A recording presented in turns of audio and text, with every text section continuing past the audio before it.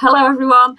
Obviously networking is my bag of tricks, as I've mentioned. So when asked the question, should you make networking resolutions and what would they be? I thought I'd address that as briefly as I can in under 5 minutes. 5 tips, and I might throw a bonus one in if we've got time. Should you make resolutions? In short, yes, if you plan to keep them.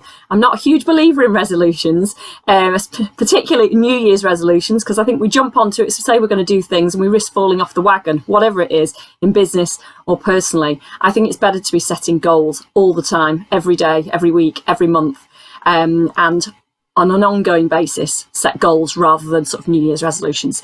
But in terms of networking then, what things would I do? Right, number 1 would be go and review your networking identity as it currently stands and decide if you're happy with it. That means going and looking at your digital footprint. How do you appear? What do you appear as? Not just visually, do you look like you, but what do you say you do? And what kind of message do you put out? So do some homework on what your current networking identity is. It's not just what you say at an event, it's everything they'll find about you afterwards. And then think about whether you've got some consistency in where you're presenting and how you present. Okay, so that's check your networking identity and then strive to get social profile consistency wherever you're popping up. Number 2 would be take a step back and reflect. Okay, you can't know where we're going until we know where we've been. Reflect on what you've done.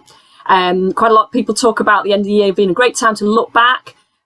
Pat yourself on the back with what you've done, bit of bragging about what you've done, even just internally bragging, thinking about what you've achieved. And when it comes to networking, that means having a look at what has worked well for you, what hasn't worked so well, which groups have served you, which relationships are really working for you, and you know where your tribe is as far as networking goes, who's around you and who you're going to take forward and move with into the new year. So that's a reflective piece then.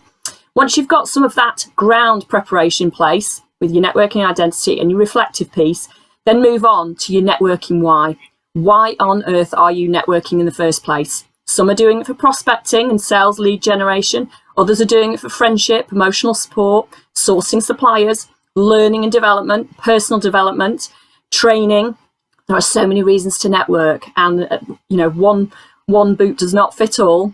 So make sure you think about what you need, and then also be mindful of the fact that when you talk to other people, they might have a completely different networking why. So that's the 3rd one. Number 4 would then be have some goals and targets in place in terms of your connection strategy. And I don't mean this in a kind of manipulative way. I just mean think about who you want to reach for that networking why.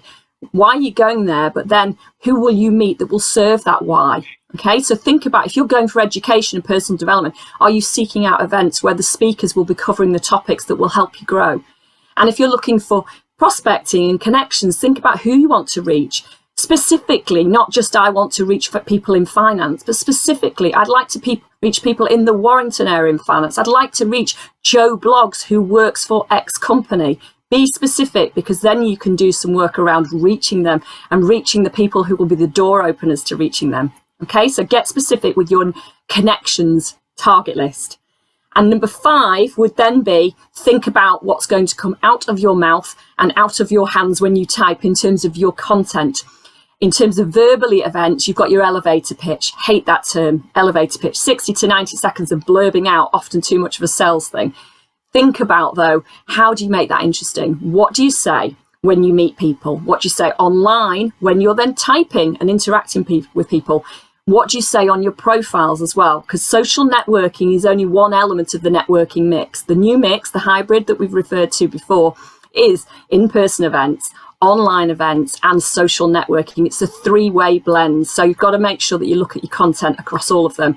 And if you're not sure if your content looks right, get feedback on it. Okay, so there's my 5 tips.